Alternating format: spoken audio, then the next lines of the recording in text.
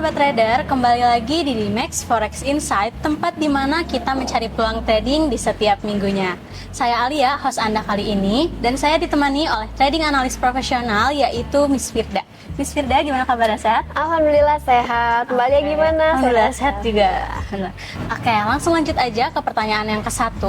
Bagaimana potensi pergerakan CAD setelah rilis GDP Kanada?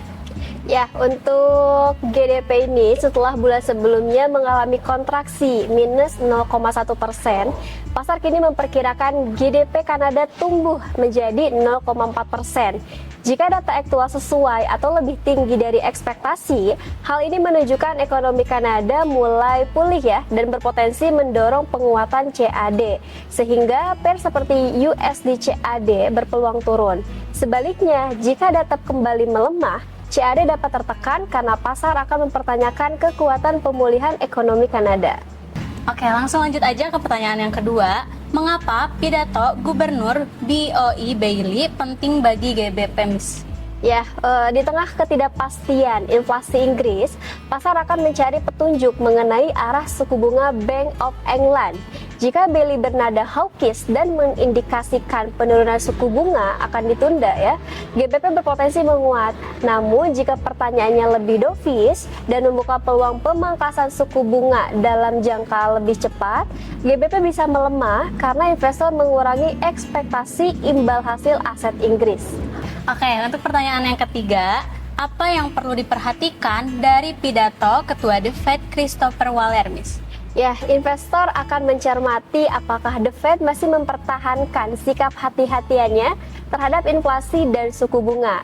Jika Waller mengisyaratkan pemotongan suku bunga masih belum mendesak, USD berpotensi menguat.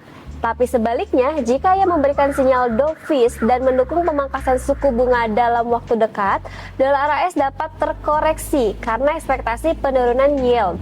Oke, untuk pertanyaan yang keempat, bagaimana dampak ISM Manufacturing PMI terhadap dolar AS?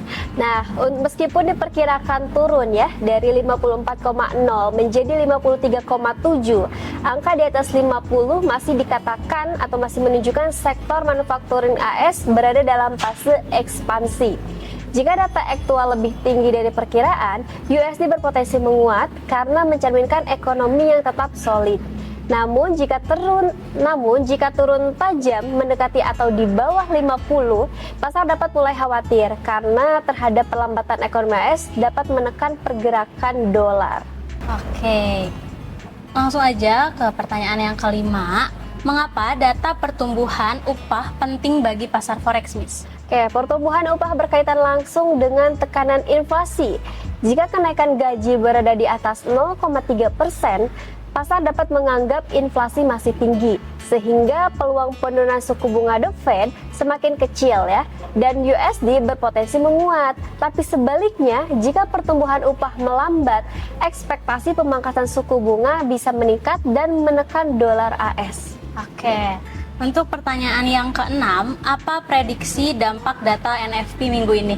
Ya, biasanya kan kalau NFP itu di hari Jumat ya, tapi dikarenakan Jumat ini Bank Holiday, NFP lebih awal rilisnya ya, lebih maju rilisnya di hari Kamis. Dan pasar memperkirakan penambahan tenaga kerja AS melambat menjadi 114.000 dari sebelumnya 172.000. Jika data aktual jauh di atas ekspektasi, hal tersebut menandakan pasar tenaga kerja masih kuat dan berpotensi mendorong penguatan USD serta menekan harga emas. Namun, jika hasilnya jauh di bawah 114.000, kekhawatiran perlambatan ekonomi dapat meningkat dan membuka peluang pelemahan dolar. Oke, langsung aja ke pertanyaan yang terakhir. Bagaimana pengaruh tingkat pengangguran AS terhadap pasar, Miss? Ya, tingkat pengangguran ini diperkirakan tetap ya di 4,3%, menunjukkan pasar tenaga kerja mulai lebih seimbang dibanding tahun lalu. Jika angka pengangguran turun, USD berpotensi menguat karena ekonomi dinilai masih solid. Namun, jika naik di atas 4,3%, pasar dapat meningkatkan ekspektasi pemangkasan suku bunga The Fed. yang berpotensi menekan dolar AS dan mendukung aset safe haven seperti emas. Oke, itu dia pembahasan Forex Insight di minggu ini. Semoga apa yang kita bahas menjadi peluang trading di setiap minggunya. Saya Alia. Dan saya Firda. See you and happy cuan!